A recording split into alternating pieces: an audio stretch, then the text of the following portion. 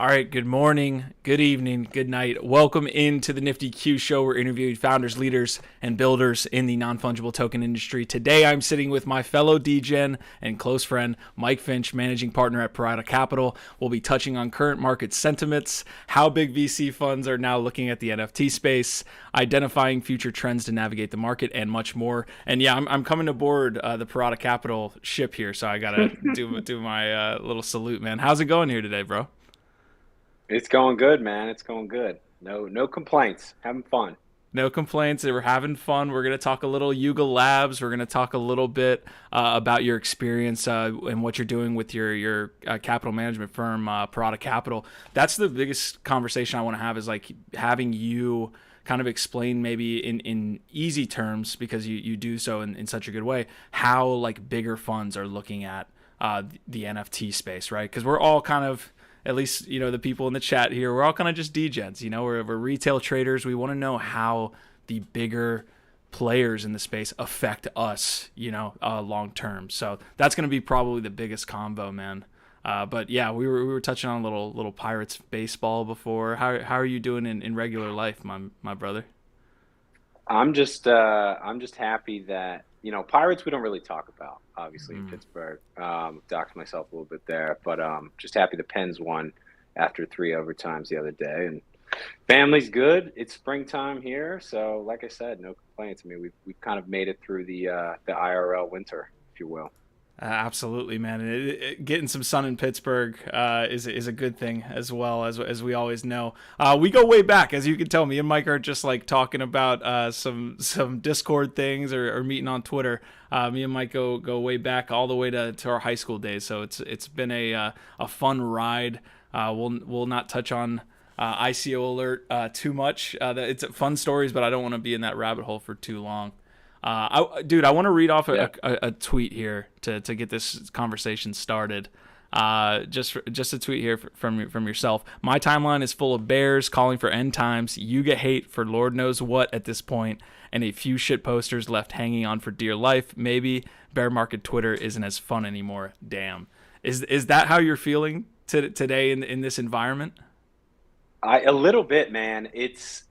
I think you know the last kind of big crypto pump we got, right? The last bull market of sorts was the really the first time that crypto started following traditional markets in a lot of ways, especially kind of the macro aspects, right? Inflation was obviously kind of the big push for Bitcoin. So when that flip flops and everybody in the traditional markets and kind of the macro sphere start losing their shit, then everybody in crypto does too. But like, when I jumped in back in 2015, 2016 timeframe, and you know, we saw the run up with ICO alert in 2017, and then it just felt like that bear market in kind of the back half of 18 and into 19. It was different. Like people were still kind of having fun with it, and now it's just it's very much end times, like I was saying there. So I don't know, maybe I'm following the wrong people or something, but it's everyone's different, I guess. Yeah, your other piece there was mentioning Yuga and the land sale. I know that you are not part of the Coda Cope Club that we unofficially have created for all the team no Codas. But yeah, what did you make of the Yuga land sale this weekend and all the fallout since? Yeah, I mean, listen, right? Like I get it. It's a bit of a lottery.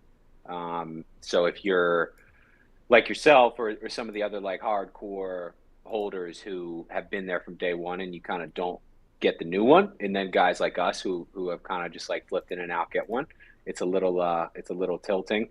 But that's just kind of the way the game works too, right? So I saw a lot of hate around the way that the process was handled. I think people kind of expected Yuga to be a bit more perfect because really they have been perfect in the past.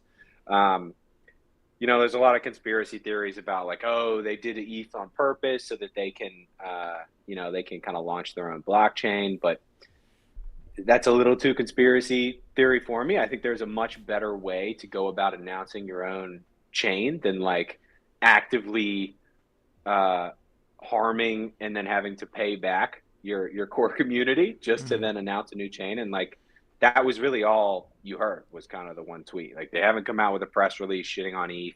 You know, I haven't seen anything follow up there. So it's you know, for somebody who's kind of been in and out of BAYC and that whole community, it's always funny to me to kind of see people get so upset about small things like, oh, the merch wasn't as cool as I liked, or the mint process wasn't perfect, or whatnot. But you're gonna have issues. You're gonna have errors when you get to the scale that they've gotten. I mean, you've got like Elon Musk trolling them today Mm-hmm.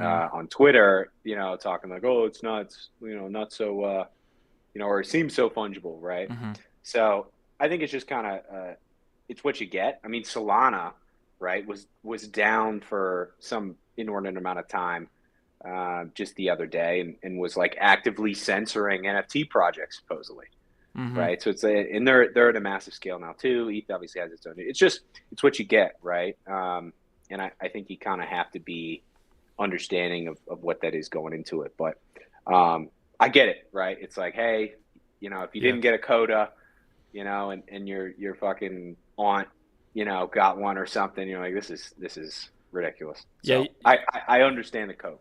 Yeah, I want to talk a little bit more about your coda, but one of the coolest things that you mentioned there was that you've been in and out of the Bored Ape ecosystem. I think that again comes back to your position at Parada Capital and the way that you think about trading. It's not as diamond hands in a sense, and you more have to like actively, think about your thesis, and it's always changing. So kind of like break down like in the next year what is your plan here with the Bored Ape ecosystem. It's huge. People are wondering, hey, do I get into the mutants, do I get into land codas, Yeah. how are you looking at that?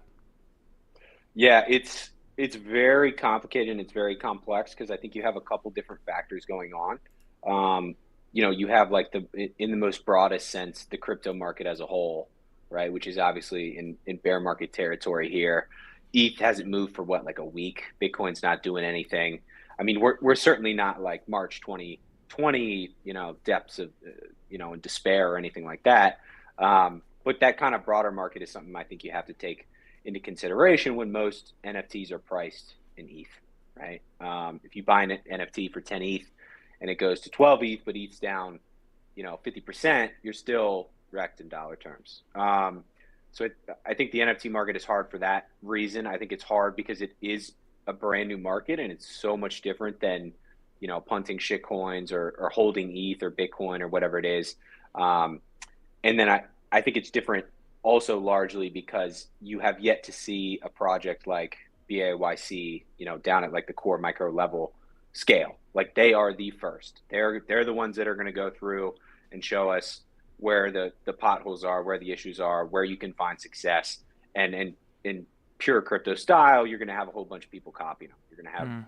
you know, Doodles and Azuki and all these other blue chip NFTs coming out with their own token. But as far as BAYC goes, the most interesting thing for me, and this is something that we talk about a lot at Parada, is and I guess it's kind of like a core thesis for me around holding the Coda, is that I think BAYC has a really interesting opportunity to increase the utility that they're able to deliver to their holders and their users. Um, you know, having a Bored Ape, having a Mutant Ape, any other kind of, you know, piece of the collection there. It's largely PFP, which grants you kind of this flexing ability, right? It's like the millennial or Gen Z flex, like, hey, look at this NFT. I'm a holder.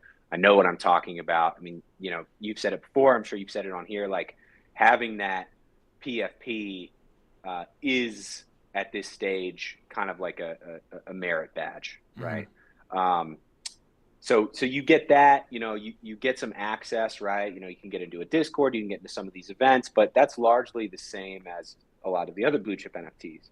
Whereas with the Coda, you know, if they can kind of pull off this game of sorts, this metaverse of sorts that they have planned, and they laid out expertly on their website, then I think you not only have the PFP flex, you not only have the access piece, but you also have like real utility online where now this Coda is able to go and dig up resources, or is able to be, you know, rented out, Mm-hmm. is able to earn, you know, earn something, or just kind of give you the utility of a good time on the game.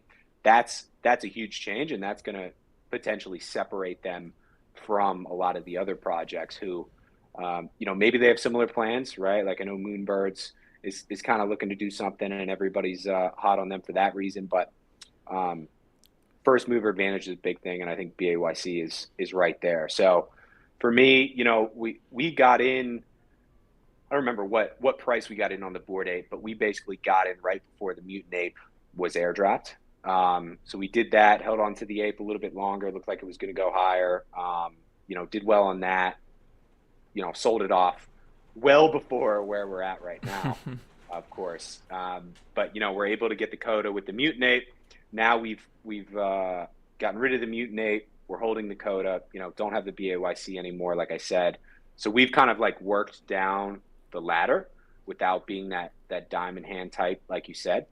One thing that we like to do at Parada, and we certainly have like kind of different buckets of capital, but in the trading bucket, we don't like to hold very many things for a long time, right? Like 6, 12, 18-month periods. We like to kind of be in and out, extracting value. Whereas, and like I said, we do have other buckets, right? We have venture bucket where that's multi-year and all this fun stuff. But Yeah.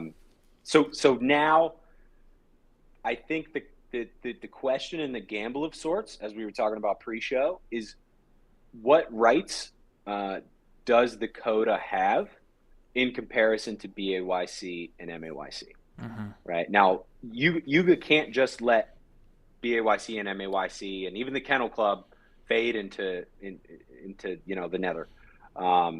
That's a core community. There's a lot of core community members who didn't get a coda and aren't going to buy a coda, who still have those PFPs.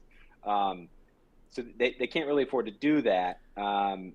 So if this coda comes with similar rights as, like, say, the MAYC, where they're going to get a 1-to-1 airdrop, just like the MAYC is, maybe they won't get the same as BAYC, right? Maybe the Bored Apes get 2-to-1 versus codas and MAYCs.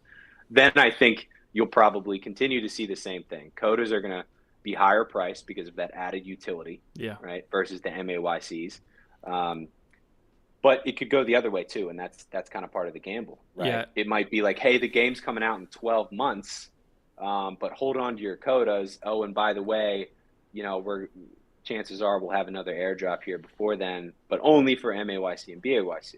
And if that happens, I think you're going to see a big shuffling of funds, especially from those who are trading this stuff, away from the codas and back to the MAYCs and BAYCs.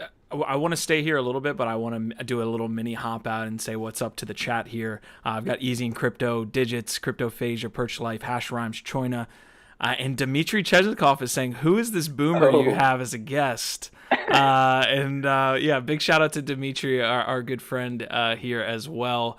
Big shout out there. You guys, this is the Nifty. Dima's also Coda Cope.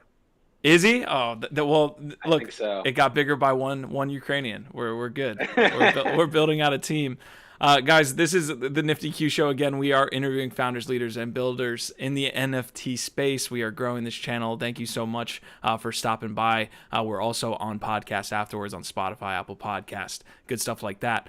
I want to stay here a little bit longer. Like I said, when did it start within Parada? When did the conversation start about NFTs? Because for a long time, these funds probably thought of these NFTs as like some ridiculous investment asset, or I don't even know how they look at it, right? That's kind of the reason I wanted to have you on. And when does the conversation start for you guys and saying, okay, this is an actual asset that we want to start investing in and allocating as part of, our larger kind of portfolio? And how does that conversation maybe happen in the bigger funds? I know that's a broader question, but I kind of see what you can do with it. Yeah, no, I'll tackle both for sure. I mean, I think for us, there was kind of two like key milestone points. The first one was when we started to see the opportunity with the NFTs and some of the cool things they were doing with the airdrops. So really the first kind of major jump with any sort of significant amount of capital was picking up that BAYC to get the MAYC airdrop, right? And just by kind of being a part of the community there for a couple months, really allowed me and allowed my partner to kind of see like, hey, okay, this is like how this works, right? This is the core of how it happens and kind of how this thing grows and scales. So that was kind of a first key milestone. But you know, when you hold that kind of exposure and you're not super comfortable with the new market, you don't kind of understand really how the the cogs and the gears work within it.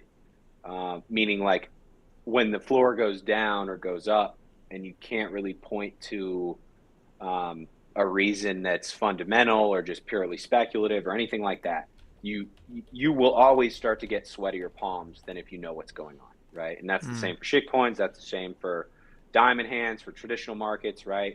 It's if you don't know the inner workings, it's always going to be harder to kind of stick with your gut on something, or stick with your investment. So that was a major second milestone, and that was recent. That was not too long ago. Maybe like 4 to 8 weeks for me. My partner, he's understood it for a bit longer, and he's been telling me, but um, I think there's real edge to be had still in the NFT markets, meaning like you as a single individual can come in and learn how a lot of these mechanics work, and how a lot of the other um, kind of users or traders or investors are thinking about this, and you can find real opportunity and decently quickly, right? Whether you're doing this part time or full time or whatnot. So, um, that was something that definitely clicked. I mean, as far as the larger funds, it really, I think, depends on what their thesis is. Mm. You see a lot of kind of crypto natives who are coming out with strictly NFT funds. I think that's probably where you're gonna start, and where you're gonna see a lot of volume, and you've had a good bit of that already. Um, these are people who are coming in like a venture manner to basically say, hey, we think in 5 years or 10 years time that BAYC is going to be worth 10x or 50x from here. So give us your money, and we won't give it back to you for 5 or 10 years, Okay. and trust us in our thesis, right? So we'll hold the blue chips. We'll stay in the market. We'll understand kind of what the new hot trends are, and pick it up there. So I think that's mostly what you see to date. I think it's a lot harder for your more typical shops who are like your proprietary traders, or your quant shops, or any of these guys to look at the NFT market and say like, hey, we can overlay current strategies onto this, um, and do well, because a lot of the mechanics are different, right? Like NFTs pump and dump in wild ways and are super volatile, largely because of the liquidity mechanics. Mm-hmm. And we can kind of get into that. So I think we're still very early in the NFT market, as far as kind of that bigger money, that like quote unquote institutional capital that's coming in. I think a lot of those folks are looking for your like top tier, rarest items, and just hoping that not only will the floor price of BAYC go up, but also the premium between the floor price and the rarest items will go up. Mm. I'm interested in this like mechanic of, especially as it's related to floor price, like you mentioned, because as bigger and bigger funds move in, or just more funds with the same amount of capital move in, somebody looks at a floor price, and a buying up of a floor price, especially retail traders, we like think that somebody's coming in to buy it up, right? Like they're buying an NFT to join the community, and Mm. you're having that movement. But as more and more funds move into the space, is it more so like a 3,000 piece NFT collection could potentially only have like 500 holders, or something like that, because it's being bought up by funds? How that mechanic is, evolving as more capital gets into the space, right? They're not going to like increase supply too much if the community is not, you know, kind of growing there. Like why launch a Right. 10,000 piece collection when I don't know. I'm making it too far down the rabbit hole here, but I do think as these funds come in, it kind of messes with the process of you go to OpenSea, you buy an NFT, you join the Mm. community. It could potentially be, a couple people doing that, but maybe a whole floor is being swept up by a DAO fund or a capital fund. I don't know. Right. I'm kind of on a Yeah, you tangent. you you have no, that makes sense. I mean, you have some of that happening already. In a way, I think it just is within crypto. Like I don't think you see a traditional macro fund or a traditional prop shop that, you know, uh, over the last 30 years most of their time has been in traditional markets, and maybe they've started market making Bitcoin and ETH, right? Because the volumes make sense there. I don't think you're going to see them for a long time start to look at NFTs because number one, they don't understand it enough to jump in, right? So it's kind of hard to see what their edge would be. Number two, they're not going to want to go through the process of saying, hey, shareholder, I'm going to buy this digital image of a monkey and make you money, right? Like you have to change all sorts of agreements. There's liability for suit. There's all sorts of other issues that they have to go through that they just got done with in getting into the crypto market for Bitcoin and ETH. So those funds, they're not coming to save you anytime soon. However, the crypto wealth effect that really started in 2017 has now multiplied so much larger that you will have just individuals. You will have these whales who will come in and buy these rares, right? A good example, I think, of some of these kind of interior crypto funds or these quants are just generally like market geniuses. Is that when you have something like the Coda drop, not everybody with BAYC or MAYC NFTs is going to go and claim everything at the same time. So there are these, as you said, these DAOs or these kind of JPEG vaults, right, that are set up and you can basically like publicly invest in them, right? You can borrow, you can lend, right? This whole kind of like financialization of NFTs is happening. I can't remember the exact name, but there's one in particular, maybe like NFTX or something, where these vaults will hold hundreds of different apes, right? And some of them will have had the land claimed, but many of them won't.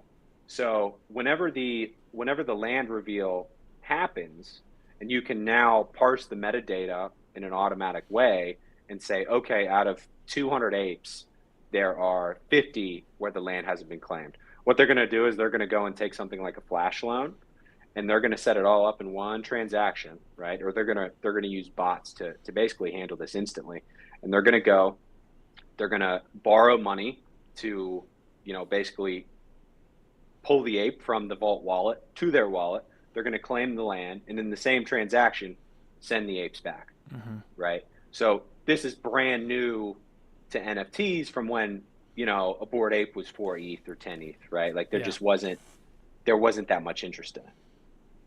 Yeah, the last piece I want to kind of touch on here before I get maybe your prediction on what the land might be is this introduction of a fungible token to these NFT ecosystems and how you're maybe structuring your portfolio when it comes to this, right? Because now you have the ability to even make the decision to say, hey, am I getting exposure through a Bored Ape or am I getting exposure through the ape token itself? So kind of a dual-pronged question. Again, I'm going to be throwing these at you as we go, but how do you look at these NFT projects launching fungible tokens? And then how do you, as an investor, see yourself maybe getting an ape instead of a BAYC?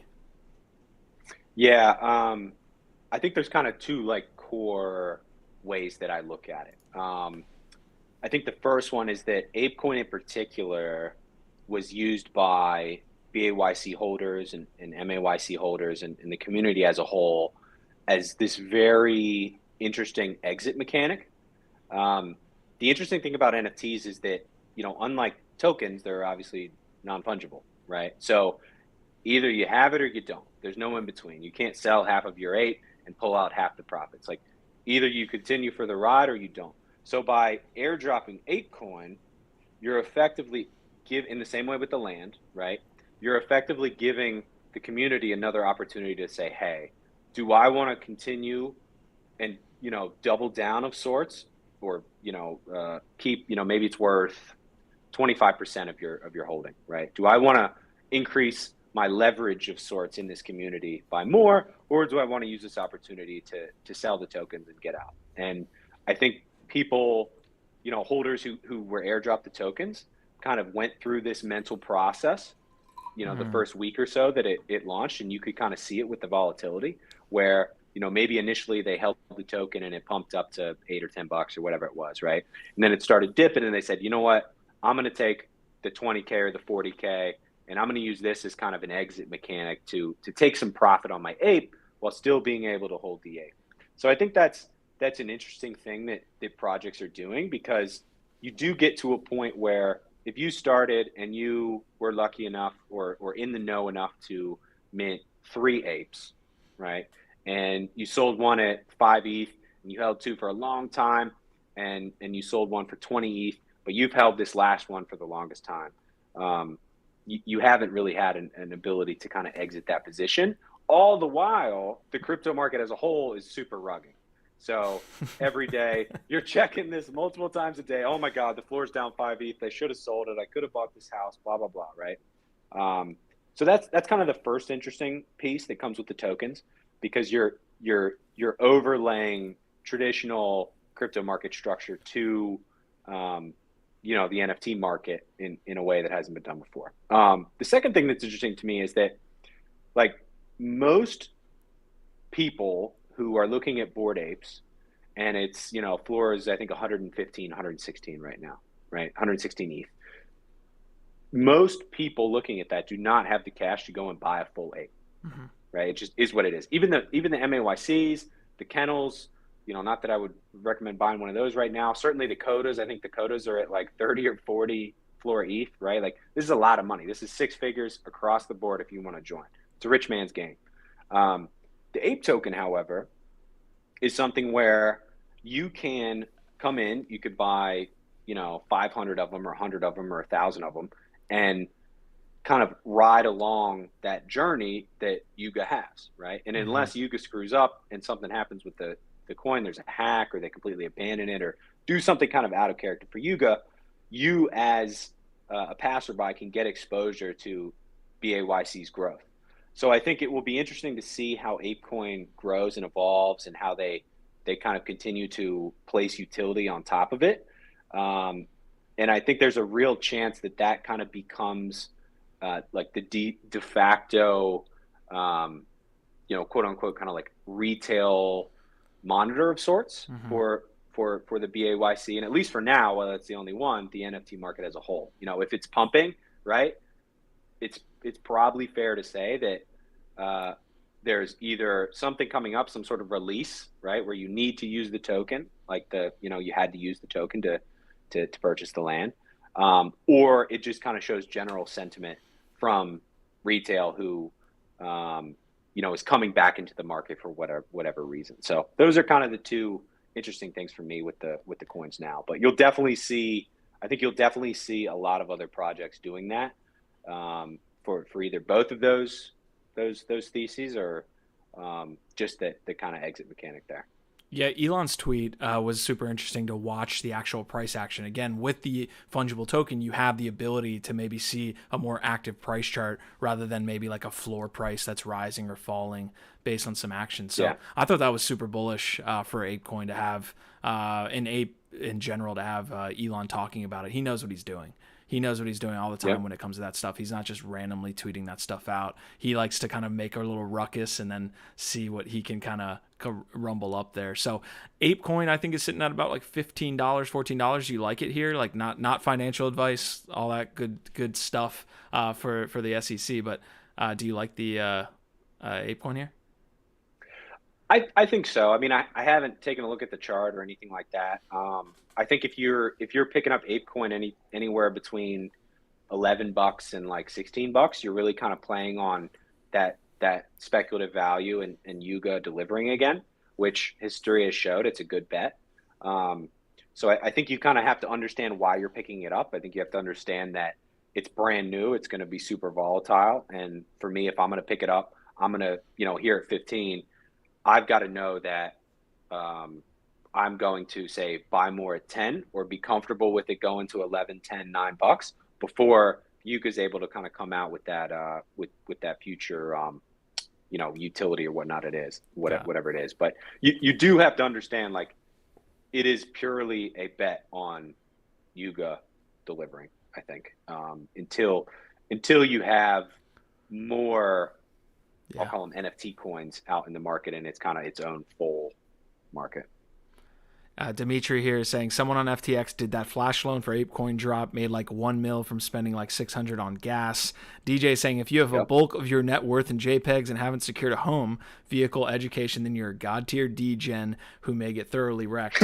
And you know what? I want to use this as an opportunity to go back to front here, and that means like talking about your intro into the crypto, us kind of being obviously at ICO alert in those days when we weren't maybe as maybe you were more of a god tier degen back then. I would say that maybe right now. Definitely. And I would put myself in there too. I haven't bought my home yet, but I have some apes here, and yeah, I don't know what it is. God tier level. Well, I feel like it came from those days is what I'm trying to get at. Like I've been around the market so much. This isn't my first rodeo, and it's just the experience from being in the market so much. Although if I had experience from back then, I probably should sell now. But anyways, man, let's talk about like your early days crypto. Again, I think we have a full combo that would be beneficial to people.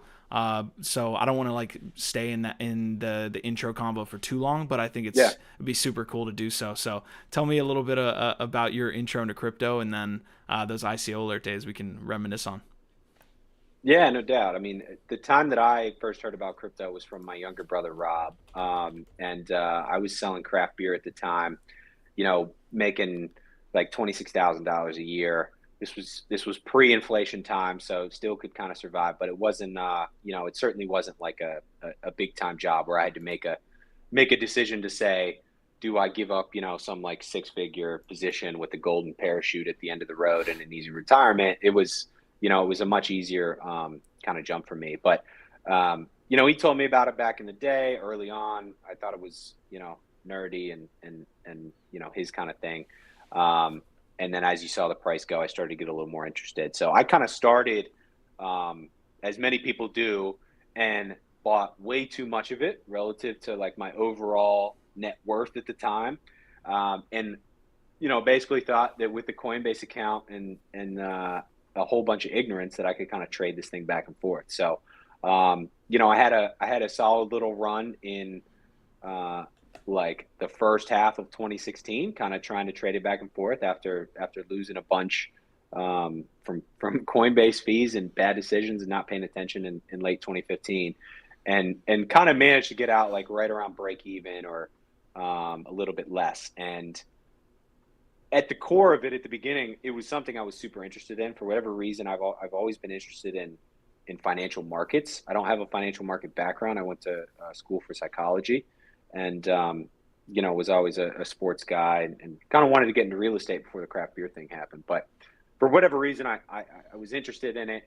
I like kind of the lure of Wall Street and all this. So when I looked at crypto, I thought, oh, hey, here's a fresh opportunity for a guy like me who didn't major in economics, who didn't get the internships that he needed. And I think crypto to a lot of people is still that exact same thing today.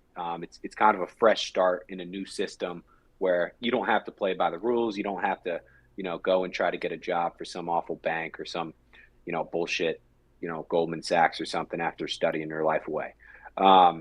So I jumped in, found ETH originally. That really piqued my interest because it was something more tangible past just the Bitcoin, going to change the world, hold kind of thing. It was like, oh, hey, here's really interesting tech that businesses and applications and things can be built on. And lucky for me, it was like a handful of months after the DAO hack, maybe about a year after the DAO hack. So prices were blasted. I was able to kind of get in there and then just flip my way up, right? We had ICO alert, early 17 when ICO started really getting going. That was kind of the first niche that I looked at and saw like, okay, I feel like I'm early here. So, we did that. EOS was kind of the next big train. Can I jump in here real quick? Do you remember introducing me to crypto by chance? Because guys, this is the man who introduced me to crypto here. Do you remember a conversation we had or a tweet you sent that was like, oh yeah, Q's in crypto now? Not specifically, but that's probably the CTE or something there. I'm sure you remember. I really don't, man. I remember those days of sitting in bed and putting way too much of my net worth as well into just some random shit coins and thinking I was going to be, a millionaire Yeah. in a year. But yeah, continue, man. I just wanted to see if you had that story, but really cool introduction there. But you're at ICO Alert. Can't wait for this one. Yeah. So we kind of started that, and it started out with me and Rob. Rob brought me on to kind of help scale the business. Q came on as the first employee, and it was off and running. Um, and really that whole time, I realize now after the fact, there was not a ton of time, especially once the market started going, that we were kind of in the nitty gritty of the markets, right? We would hear about a new ICO here or there because we were in the business, but largely it was um, the focus was all about ICO Alert as a business versus the token. So in the same way, I was kind of able to just blindly hold ETH out of ignorance because I didn't know at the time that there were these other coins that were available. It was just kind of holding that because there was nothing else to do. I think we were able to hold EOS and some others through kind of the ups and downs. If you look at the chart, we did kind of diamond handed there, Mm. but I think it was more out of pure ignorance than it was like making an active decision to say, hey, this is, we know that this is going to go to X price, right? Or we know that this is a good investment or trade or whatnot. And I think a lot of people kind of start that way, and it's really hard to take that next step of saying and admitting, like, okay, I got a little bit lucky here, right? In my timing. The one story that I have was basically that whenever Rob and I finally convinced you to pick up some EOS, it pumped like 9 days later. So there was Yeah, no, so you that were was like those the days. best of the best timing. Best you could not ask for anything better, right? And that's obviously good in the short term, but can be bad in the long term for people too. If you managed to pick up Bitcoin in March 2020 or April 2020 or even May, with little idea as to what you were doing, and held it for even a year, you did really, really well. But again, making that kind of next step, I think is very difficult, where you actually go in and understand, like, maybe, hey, this is how the technology works, or hey, this is how markets as a whole work, and where crypto differs. So that was kind of the next big step after ICO Alert, when the ICO market as a whole really descended into nothingness. I still had that passion for markets. I knew there was a ton of opportunity in crypto, but I didn't really know how markets worked. I didn't Mm. know how to trade. I didn't have a lot of kind of like the core aspects that you need to survive in this market. And that's really where Parada was born. Yeah, I definitely want to get to Parada, but just staying on that subject a little bit more, it's amazing how fast the market moves on from things in our industry. In our industry as a whole, in crypto as a whole. I mean, we were doing extremely well at ICO Alert for a new startup. And like you said, the market for ICOs just evaporated. But I feel like people in NFTs get this feeling too. It's like you can't make a base camp that much in the Mm, space, because when you start making the base camp, everyone moves on. They're moving farther west, and you're like, oh, this industry that I thought was going to start up here, it's a ghost town. And yep. it's interesting. It's an interesting dynamic, and we saw it firsthand at ICO Alert. But it was a great time. Again, shout out to Dimitri here, who's in the chat. But there were a bunch of individuals who have since spread out amongst the industry. We at one point, Yeah. we had a who's who of like people that were getting after it. I think Zach Gall is still doing some things on EOS. God bless his heart. But there's some other people that are doing some great things in the blockchain Yeah. space. Yeah. It was a talented team for sure. And I think everybody kind of understood that while that chapter was closing, there was going to be another kind of new chapter. That back half of 2018 was one that screwed up a lot of people. We went from 20K Bitcoin to 6K Bitcoin, and I think a lot of people kind of thought, okay, this is it. And then uh, going from 6K basically all the way down to 3K on Bitcoin, on the back half of 2018. That was the dagger for people. Brutal 2019. A lot of hopium, and I think we kind of sit somewhere similar, right? Somewhere between the back half of 2018. We're probably more in like 2019 now. If you were to try to compare the bear markets, I think each one's certainly different, but it's similar. It's a similar kind of case study, if you will. So, one of the best pieces of advice, or one of the best things I ever heard, was that when the bull market is here, you will know it's here. If you have any question as to whether or not we're in a bear market versus a bull market, it's probably not a bull market. Now, that's not to say that NFTs or DeFi can't go through its own bull market separate from the crypto market as a whole. I think NFTs have proven that they can do that time and time again. But there's really, especially with Bitcoin and ETH now, there's really very few chances, I think, where if you're paying attention, you're going to miss the next narrative, or you're going to miss the next wave. You're certainly not going to buy the bottom. You're not going to catch the bottom. You shouldn't try to do that. But that, I think that's something to kind of keep in mind as we look to where we sit today. Yeah, that's a great insight there. Definitely clipping that one for a vid later. But let's talk about Parada and what you're doing with that management firm there. So what's the goal? What's the future for you in like 5 to 10 years? I'm sure you're kind of looking at it in that time frame. You always have like a knack for kind of looking farther out than other individuals. So what is, Parada Capital, and what are your goals here? Yeah, sure. Parada was started basically to kind of formalize and make this crypto investing niche or category of my life more branded and professional, right? Put a brand behind it, try to come in basically in the first year in 2019, understand how the market works, get our feet wet in a variety of different areas. We did that. I think ended up probably by end of 2019 down like 5 or 10%, 50% maybe. So kind of took our beatings there and moved on. Completely missed DeFi, right?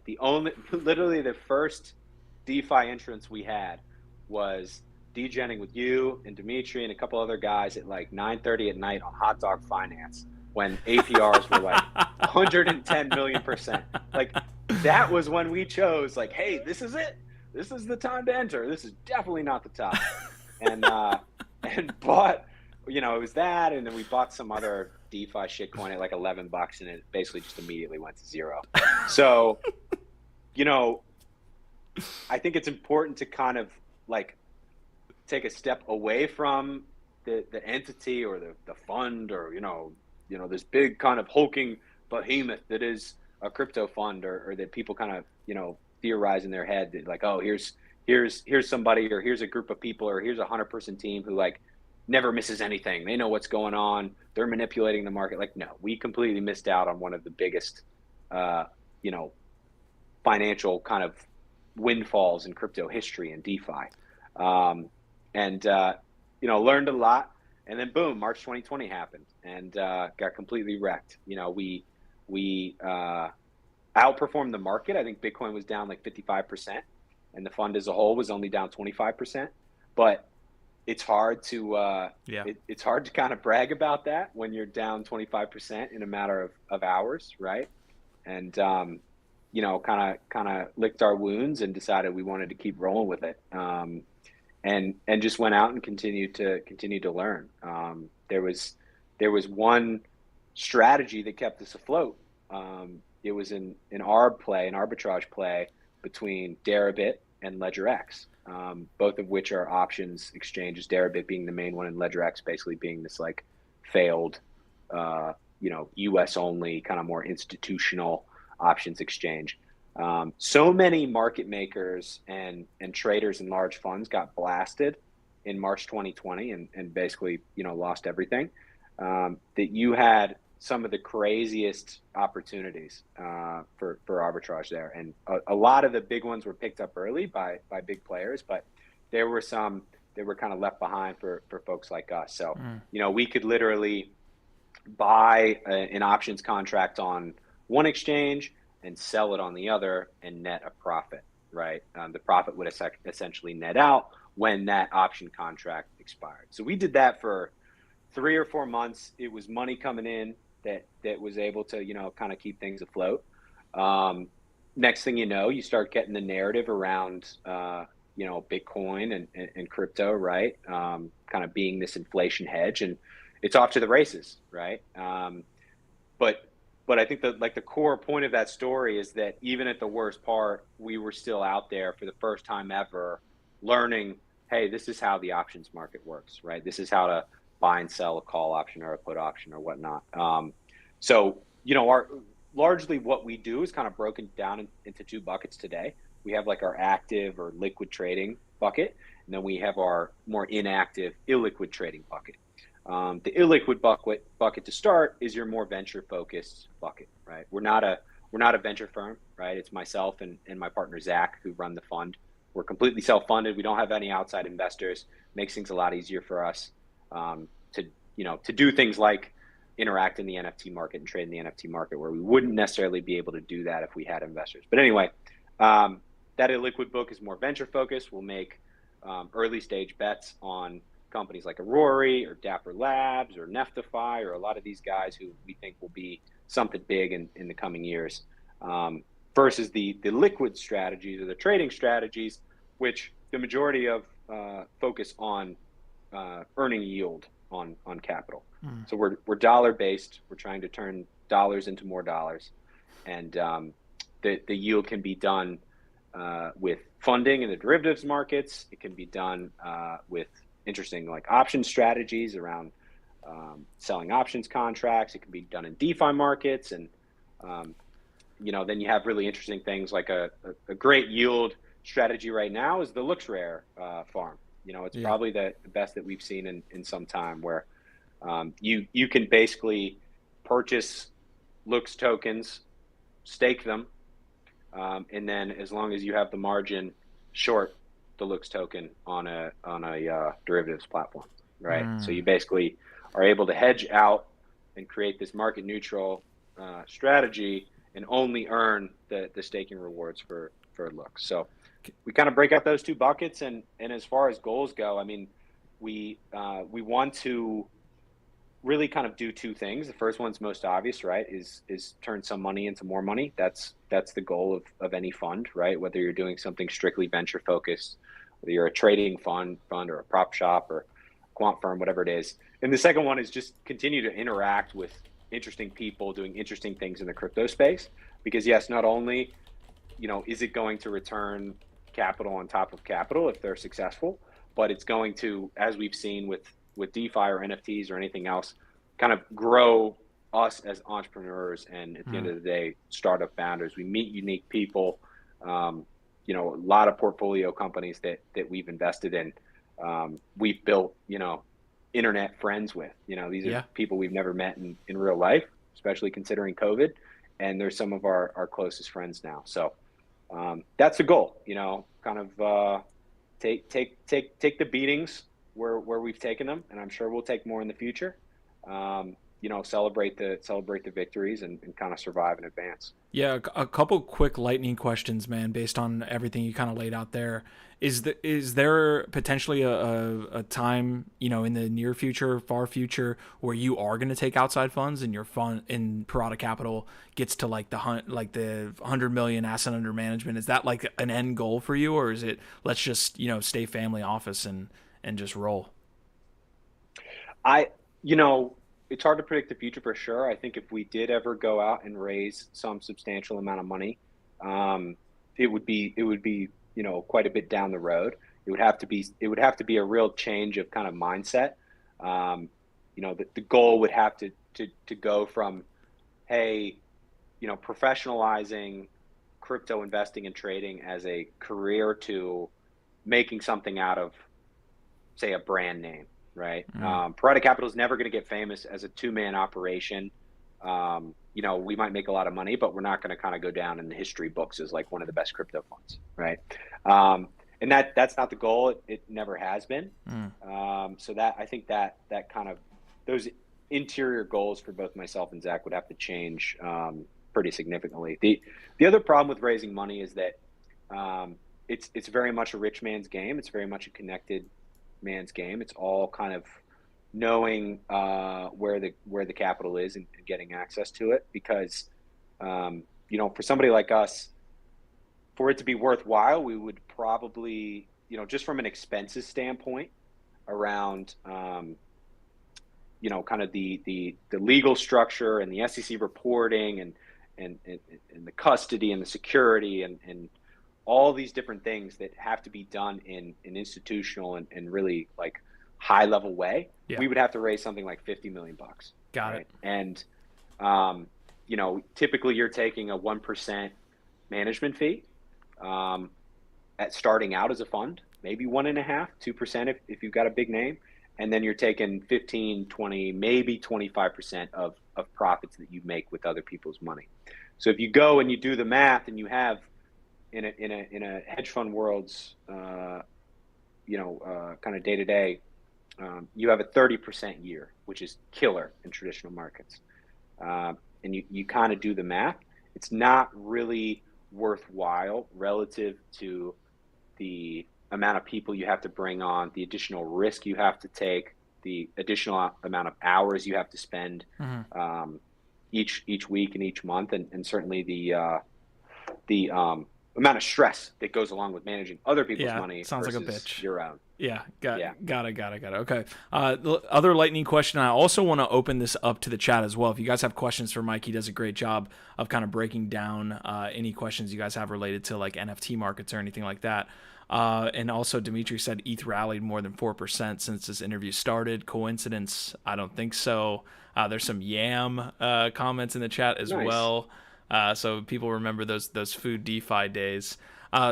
The other lightning question I have is related to marketplaces. Coinbase just opened up their beta to everyone this morning, basically. So you can go in there. If you're tuning in, you can actually go in there and get your username now. But how does the arbitration work between NFTs, between marketplaces? Is there an opportunity there as you see an arbitration between, or arbitrage sense between like a Coinbase and a Binance or Deribit, like you were saying? Is there an arb between NFT marketplaces, and then your general take maybe on the battle between marketplaces right now?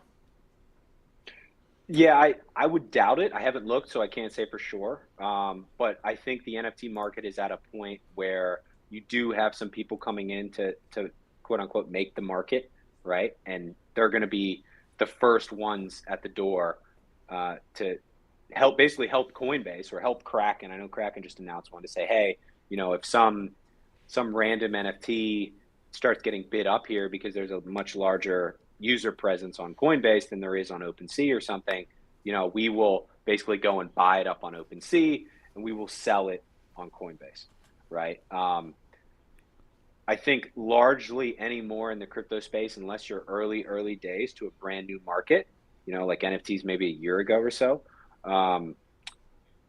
there's not going to be any sort of like worthwhile arbitrage opportunity unless there is some sort of like cataclysmic event where those people who would traditionally be, filling in that gap are no longer there because, they take a week break from markets and let things settle, or they got completely wiped out. So, arbitrage in crypto anymore is very, very difficult. I think more of the edge would exist in trying to predict some of the ways that like the coda or the land will be utilized with Yuga, right? So you could go out, and if you had a decent bit of money at this point, you could say, all right, I think that codas will be able to move from land to land, right?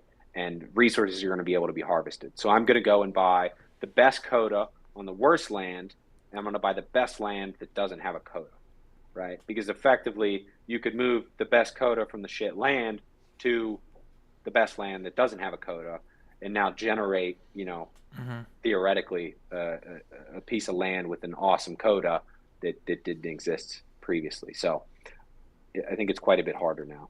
Okay, and then keep this one to a minute as well. The battle between marketplaces. We have LooksRare, we have OpenSea, right. We have actually some that are actually generating kind of all of the markets together. They're kind of an market aggregator. I think Gem.xyz is one that somebody mentioned, Yep. But that might be NFT music focused. But anyways, the battle between kind of Coinbase, OpenSea, LooksRare, Rarible, like how you view that and who might be a winner down the road. Yeah, I mean, it's pretty clear that OpenSea is the winner. Um, First mover advantage is a huge one in crypto, and I think OpenSea is going to pretty much keep that. A good example to look at is Deribit in the option space. Options volumes have grown and grown and grown, and Deribit has increased their overall percentage of options volume. I think OpenSea is going to do the same thing. I mean, who knows? Maybe they kind of royally screw it up, but when you have for such a long time people learning and getting comfortable with the OpenSea UI and UX, it's hard to transition them to something, even if it is theoretically better. I think the more interesting thing with NFT marketplaces than kind of Coinbase versus OpenSea or versus Luxor or any of that is the financialization of NFTs, right? Like Neftify is a project that we invested in. They're one who's trying to open up the borrow and lending market of NFTs. Fractionalization is a hot topic in the NFT space. There's still some significant kind of issues or hurdles that need to be overcome for that, but that's kind of where I would be focused. That's where I think there's kind of a lot of interesting things happening within the NFT market. Okay, I've got a question from Flubber here. So, guys, if you have any, we're coming up on the hour mark. Get it in now so I can ask it. Flubber saying, have you ever had a desire to use your skills to help make your friends richer, i.e., not necessarily investing in their funds, but giving advice, or do you keep your crypto game separate from your friends? Yeah, no, definitely. I think anytime you're dealing with friends and family, something I've done in a variety of different businesses, you have to be really careful. The most important thing is that friend or family relationship. And whenever you start to, um, give them advice on what to invest in or um, kind of get them kind of clued in on what you're doing, you risk hurting that relationship, right? And it's not really worth it.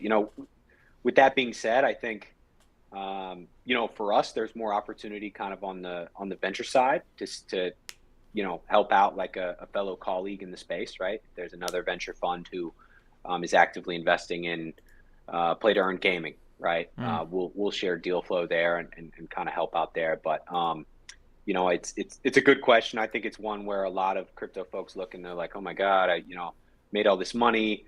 My boy here is struggling, or I want to get my family member in. Go for it. If it's successful, it's always a win.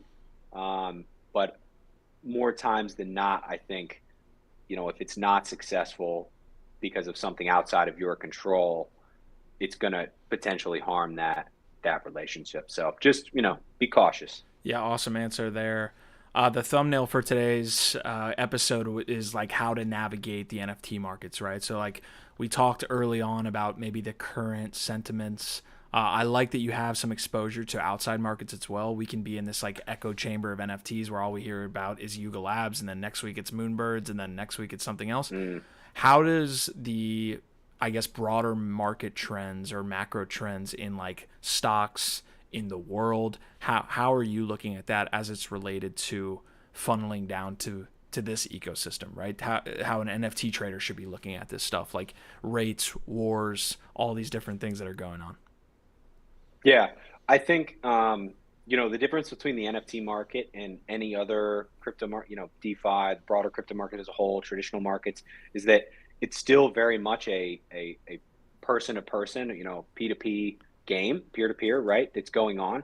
You're not necessarily buying and selling from very many NFT funds, so it's very personal, which means there's still kind of a lot of edge to be had. And I think history has kind of shown here as Bored Apes are well over 100 ETH floor, even though ETH is down to about 3K. It's up a little bit today, but that there isn't a lot of kind of people who are selling off NFTs because Apple's down, right? I think it's still very much a segregated and kind of secluded market, and that's good. That's good if you're an NFT investor. You don't necessarily want it to start tracking with the broader crypto market, because then you're going to start kind of tracking with, in a way, indirectly, the broader financial markets, which on both spheres there, it's wrecked.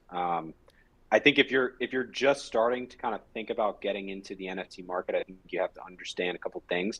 You have to understand that if you want to kind of play in the NFT blue chips, it's going to be a very expensive game. Um, it's still very hard to find NFT projects at an early stage and mint something that's going to be successful. I think it's still very much of a lottery system. Certainly you can look and say, oh my God, this one has 30,000 Discord members. Like, there's people always on, and maybe you do find some community within that NFT, um, kind of space or what or brand, right? But that doesn't necessarily mean that it's going to do a Yuga, or it's going to do a Moonbirds, or it's going to do a Doodles or anything like that. So um, it's a very tricky market. I think the best thing to do is to find somebody who's been in the NFT market for a while, right? Like Mm. NFT Live's a great example. You guys can kind of break down how this stuff works, what's interesting. You can try to stay ahead of this big hot ball of money that's flying around from project to project, and you can kind of learn slowly without jumping into something all in, or putting 50% of your capital all in, and you mint it, 0.25 ETH, and it's immediately a point one, and you're kind of wrecked and done for on that front. So that's the biggest thing. I mean, me myself, I'm still learning, and for how nascent the NFT market is, I think you have to understand that just as you're kind of learning how it works, there will be new evolutions to it, right? There will be new Mm. players in the game. And as long as you can kind of keep good tabs on what your edge is in the market, right? What are you good at in the NFT market? Are you good at picking the new ones? Are you good at jumping in on momentum plays? Or, what are you kind of good at, right? Why do you think you'll do better than, some random guy on the street, picking these NFTs, Mm. or holding these NFTs, right? Like, understand what your strategy is, and try to visualize and see how the NFT market is evolving, because borrow and lending markets are coming out, or now there's a fractionalization platform, or that whatever it is, right? So I know that's kind of a broad answer, but anytime you're in a brand new market like this, you have to kind of ride the wave and do your best to understand when it's time to jump in, and when it's time to kind of hold off, and not FOMO. And sometimes that's a bit of a guess. It's a bit of a gamble. But at the end of the day, if you're learning, you're only going to get better for the next time. Are you betting on any metaverse plays at all? Like, are you obviously BAYC is one. There's been this like sentiment that I've been feeling amongst my like friends, colleagues. I think Gabe from BitLectra said it perfectly on yesterday's NFT Live. Was that even though BAYC is making this much hyped metaverse play, no one has successfully made a metaverse that people want to spend time in for longer than 30 seconds. For longer than a Mm. minute, maybe just one specific event where they're coming in for 5 or 10 minutes. Do you think the metaverse stuff is overhyped? I think it's overhyped in the traditional markets. I think a lot of times when kind of your IPO crowd can, or your traditional hedge fund crowd can package something up and sell it, right? They're going to try to do that, and naturally you're going to get flows from your Kathy Wood types, or some of these folks who are supposed to be investing in all the bleeding edge stuff. So I think Mm. it's a bit overhyped in the real world, right? When you've got like the Today Show explaining what metaverse means, and whatnot, it's hard to go and buy a bag of Decentraland or something, right? It doesn't mean it's not going to go up. It's just kind of like the typical top point, um, and it makes it hard for me to jump in there. I think the best metaverse plays. I mean, the only I like Moonbirds for it, and I like Mm. Yuga for it, because what they're doing is they're taking kind of the core concepts, or core components that are needed for a successful metaverse. They have them already, right? They have the core community. Those core community members are people who are online all the time. You're not taking somebody who's, like a plumber or a banker or somebody like this, and saying, "Hey, go and have fun here," even though you spend very little amount of time on the internet, Mhm. right?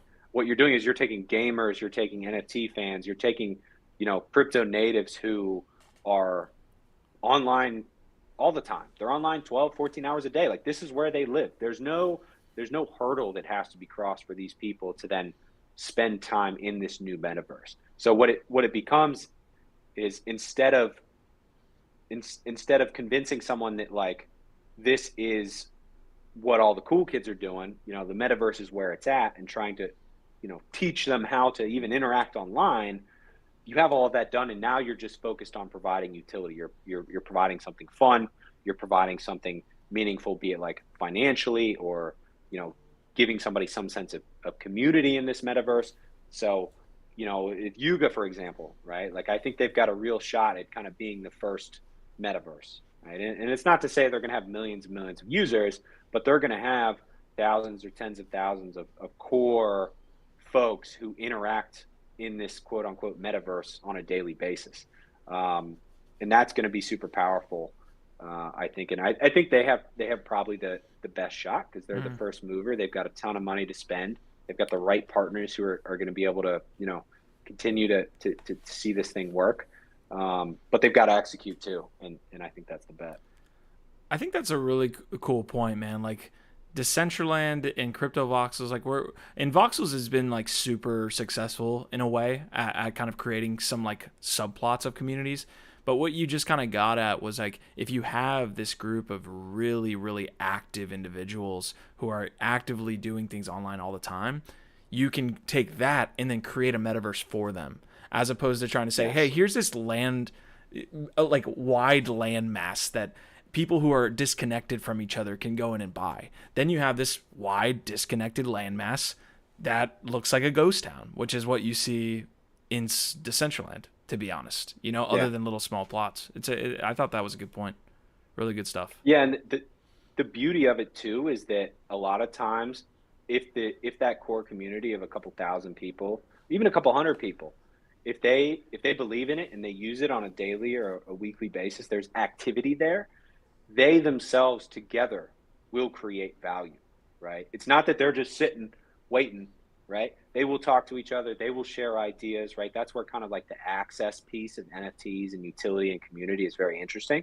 Because if you put together 1,000 people who largely share the same beliefs and, largely interact online in the same way, naturally they're going to kind of continue to do that and put out really interesting things. So as kind of a follow-on step from Yuga, if Yuga can build the mechanics of it, and you're not messing around in the other side and getting stuck and laggy, and you look at your little satchel and all your weapons are gone for some reason or something, right? If they can actually execute, then the next step becomes, okay, we've built it, who will come and what will they do?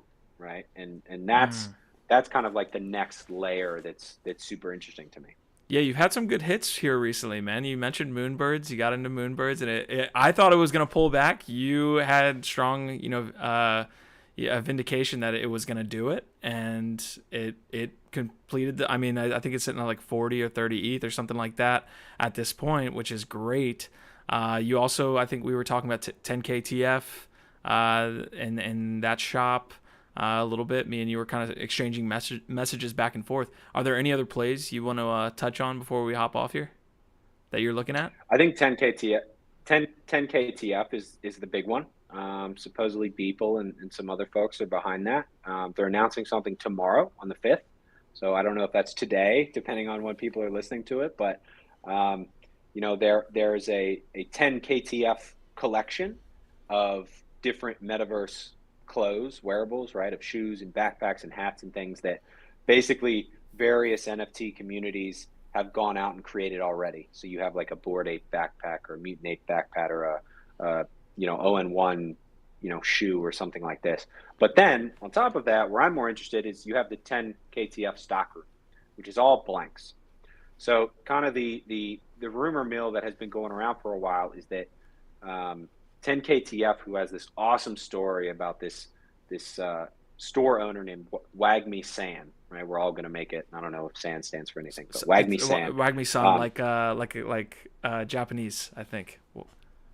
Okay, gotcha. Yeah, I'm not that far. Like Daniel San, Daniel San, wax on, wax off. Got it. Yeah. Got it. Okay, beautiful. I'm learning something new every day. they have, you can kind of see like the core components of what they're trying to do here with digital wearables. And the rumor, the conspiracy theory is that it's going to be directly connected to um, other side, and kind of how your Coda or your Bored Ape or whatever they're going to allow into other side is able to kind of dress and level up. So that's what that's kind of the biggest one. But I would say the biggest thing that's happening in NFT markets right now is that you're seeing kind of this big hot ball of money, as a lot of people will call it, move from project to project, right? So I'll give you an Mm, example. Um, in the lead up to other side, obviously the Bored Apes and the Mutant Apes started pumping, right? Because you needed one of those in order to be airdropped the land. You could try and buy one, but of course that had its issue, and then you had to buy ApeCoin, which is the reason that ApeCoin pumped. But you saw this massive floor price increase on MAYC and BAYC. And as soon as that land was delivered and people claimed it, you started to see both floors fall. At the same time, you saw the Doodle floor increase, right? You saw the Moonbird floor increase. So I think what a lot of the biggest traders and NFT, enthusiasts are doing is they're kind of seeing this broader crypto market is very much in its shell. It's very much in hibernation. But the NFT market has been able to generate so much capital and so much profit for people that there's enough of this hot ball of money that's floating around from project to project that they can trade it and they can follow those flows. Crypto is largely where flows, where dollar flows going, and what is the narrative to support that for new entrants or current entrants into the market. So, I think now, unless Yuga like has other side ready in the coming weeks, I think we're going to start to see, and we've already seen it with some of the less attractive plots of land. You're going to start to see that market kind of come off a little bit. You might have a rare sold here or there, some sort of mega coda or something like that sold here or there. But I think largely you're going to start to see things flow into some of the other blue chips, because those blue chips are going to do the same thing that Yuga did. They're yeah. going to come out with an announcement of an announcement. Doodles had one in their Discord that was like, we're going to blow the top off this thing. So naturally, people will jump into that one. But yeah, I think as far as something that's somewhat easily priced Hmm. or easy to get into for somebody who's not a huge NFT fan, the 10 KTF, you can go there and spend a couple ETH or less than an ETH and pick up, a blank pair of shoes or something that, I think the shoes have like 800 total of them. So if you've got 10,000 Kodas or 10,000 BAYCs and everybody wants a pair of shoes for other side, and there's only 800 of them, it's pretty simple supply and demand. And the way that liquidity works in NFTs, it's just going to fly. But again, not Yeah, financial advice. of course. That's one that I like. Yeah, well, guys, we're wrapping up here, and I appreciate everybody kind of putting in some comments here in the chat. I was just kind of searching Alluvium, right? Alluvium's got a land sale coming up. Mm. I was looking into their in-game currency. I believe it's SILV2. Some of the naming mechanisms there with that second one are a little weird, Yeah. but they have a land sale coming up. I'm interested in Alluvium. I still need my beta access. I think I'm gonna get it pretty soon. But Dimitri wasn't kidding, man. The market is freaking pumping right now. I don't know if you're Is it watching, but really? you hit Gecko there, and it's looking pretty green across the market. So I'm sure maybe you've got some things going on here after the show goes live. Is there anything else you wanna kind of touch on before we pop out here, man? It's been a journey since 2016, and it's going to continue being a journey. I think we'll see where we are at in the next coming years, but it's been fun, man. Yeah, no doubt. It's been a blast, and I think you know there's there's a lot of people out there listening or kind of following us along live here who are down bad, right? And just kind of trying to hang on. And that's typically the best advice that people give at the end of any of these shows is just survive, right? Continue to put yourself in a place where you can hear about or find the opportunity.